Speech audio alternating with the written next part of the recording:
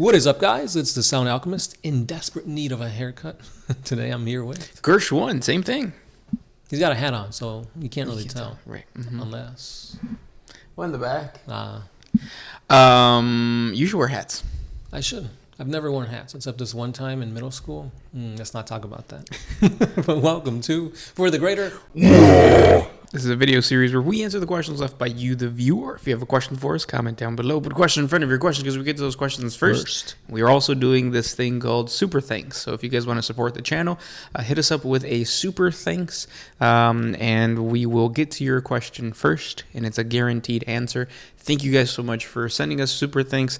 It really does help out, and that is what the Seeker has done. He asks, what Primarchs and Trader Primarchs do you believe will have a big impact in the future, dead or alive? Ooh, that's a good one. So right now, I think the biggest one to have any type of impact will be Fulgrim. And the reason for that is because when you look at the past, when anything involves Slaanesh or just anything with the Emperor's Children, you don't get anything. Every time we see supplements for Chaos, it's like the World Eaters, the Death Guard, the Thousand Suns. Where's the Emperor's Children? Exactly. Nothing. Yeah. So I think GW will probably say, you know what, enough's enough. You guys can have your ass and titties and perfection and all this stuff that Slaanesh embodies will be like a huge mega, like, you know, Fulgrim will come out, Codex will come out, Marines will come out. It's going to be like a big thing. And the epicness of Demon Fulgrim is going to be amazing. Just on the tabletop. Yeah, it's a freaking serpent with 4 hands, wings. Like, that's really badass. Yeah. I think to offset that, because you did say Loyalist or Primarch, I do think, or Trader, I do think to offset that, Sanguinius will come back. You think so? Yeah. He won't be dead? Yeah. I think it's just like kind of like a cool, like, giant. And plus, it's been like hinted at for a while. So I think GW's kind of just waiting for this whole like pandemic supply chain demand thing to roll over, and then they're going to start throwing stuff at us. Now that you mentioned that, that may actually be the case, because in the Horus Heresy novels, the final book will be coming out. The book that pits the Emperor against Horus. So we might see some, you know, retcons. Yep. As to Horus not actually dying or something. So we'll see. Or Sanguinius. Or yeah. Sanguinius is who I meant. Horus has to die. Yeah. Well, we'll see. Yeah. And then you also go on to say, also show us your favorite model you've painted. I'll give you a clip now. Yeah. And what do you have? I mean, the last models that I painted, like, it was a long ass time ago. But I'll plug in this guy's painted model, and that's the jet bike custodian guy. Yeah. That looks pretty cool. Thank you again, The Seeker, for the Super Thanks. Let's move on to the next Super Thanks by Ryan Wood. Do you guys have a favorite novel or plotline? I love the short stories. My favorite was the novel Let It Burn. One had a Sister of Battle, surprise redeem a Chaos Marine. That's weird. Yeah. Redeem a Chaos Marine. I have to look into that. That means kill him. Oh, well, no, I'm just kidding. I don't know. Honestly, it could be. Yeah, it's like redeemed your life by joining the Emperor. Yeah. In death. When it comes to the novels, I'm just now reading the Horus Heresy novels from first, probably not in order to the end one, but I am reading Horus Rising right now. I'm like 100 pages in. It's pretty good. A lot of weird names, and it's a lot of like, okay, so this person's that, this person's that, so it's a lot to kind of remember, but it's okay. But when it comes to like storyline that I like, I think it's the one that pits the Grey Knights against the Space Wolves. Back when the Grey Knights were still trying to be all secret and like exterminating planets just by looking at them. So I think that shows you the might and the autonomy of the Grey Knights and the Inquisition and also the Space Wolves. Because honestly, that could have been like another huge war. Yeah, it's probably one of my favorite stories. It's an epic battle. So yeah, I think for novels, for me, the Eisenhorn, Xenos is my favorite. You get to see. Oh, spoiler alert! if you're gonna read it, you get to see the progression of his. What are they called? Like acolytes. So basically, his like group, which is really cool. He picks up different people, and you get to see a. Not a Thousand Sons, an Emperor's Children. So a noise marine. And the way the book describes just the presence of a Chaos Space Marine makes you feel like oh yeah, these guys are like badass. They truly like strike fear and like just dread into the hearts of normal people. So yeah, I really like that one. Yeah, that's a cool concept because when you think, Chaos Space Marines, whatever. But honestly, if there is a 10-foot tall super soldier that is chaotically possessed and is also the Emperor's children, like I'd be, super scared too. I actually am right now, just thinking about it. Yeah.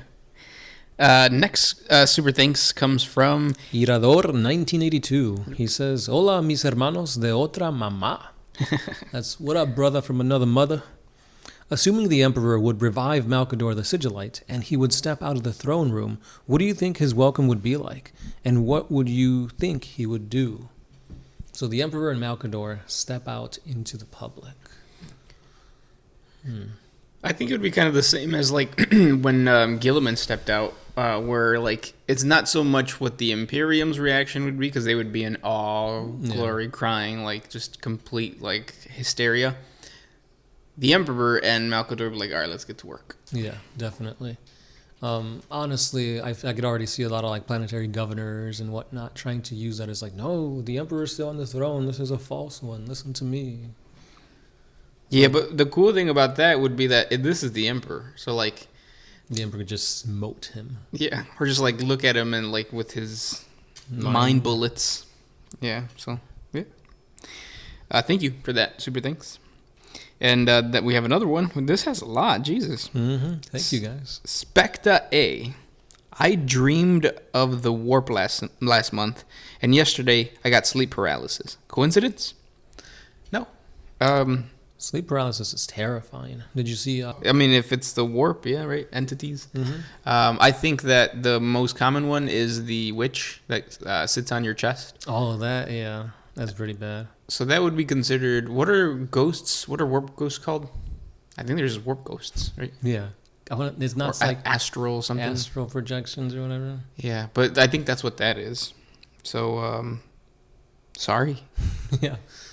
I think I've only had sleep paralysis once, and it was just I felt like there were dogs nipping at my ear, and I couldn't do anything. They weren't nipping, like they were about to like bite me.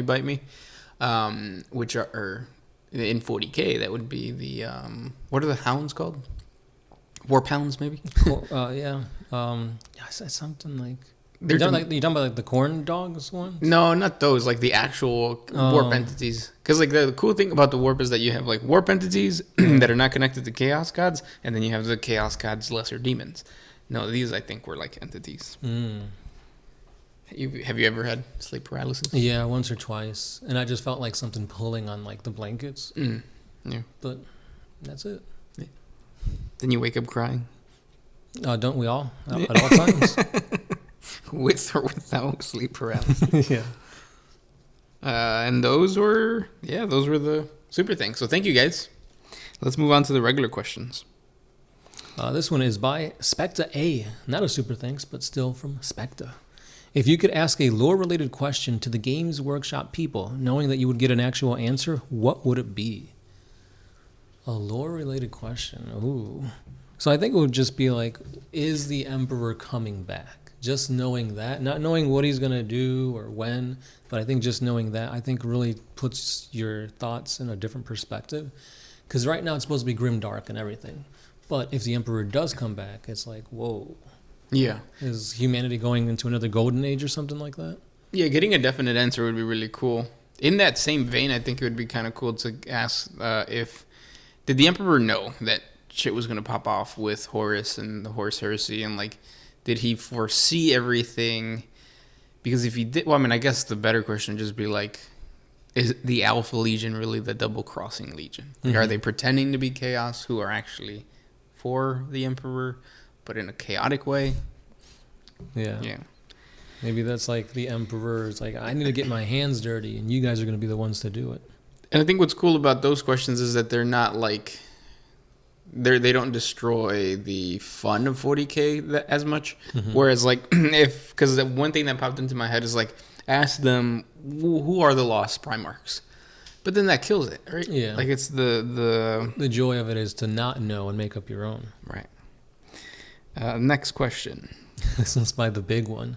If David Blaine and that mind freak dude had a telekinetic battle of the minds, which one of those two weirdos would win? I didn't know there was two. I thought David Blaine and Mind Freak dude were the same dude. Chris Angel. Oh, Chris Angel. So it's like the bald one and the one with long hair. Yeah, yeah. I grew up watching a lot of David Blaine, and then I did actually watch Mind Freak, a few episodes here and there. But for me, Mind Freak seemed more fake than what David Blaine was doing. Yeah. But David Blaine was underwater for like 3 days. Yeah, I don't even think like that's like Right. Yeah. How? But like I wouldn't even categorize that as mind tricks or anything like that. Like the dude's just like pushes his body to limits. Mm-hmm. Like he did that thing where he puts his hand on the concrete and then spins around. Yeah. He really just dislocated his shoulder. Honestly, yeah. But that's magic, though. Yep. And those were the questions for today. Thank you guys so much for all the super thanks. If you guys want to support the channel, hit us up with more super thanks and we'll answer your questions. And we'll talk tomorrow. That's right. This has been The Sound Alchemist. Gershwin. And we are out.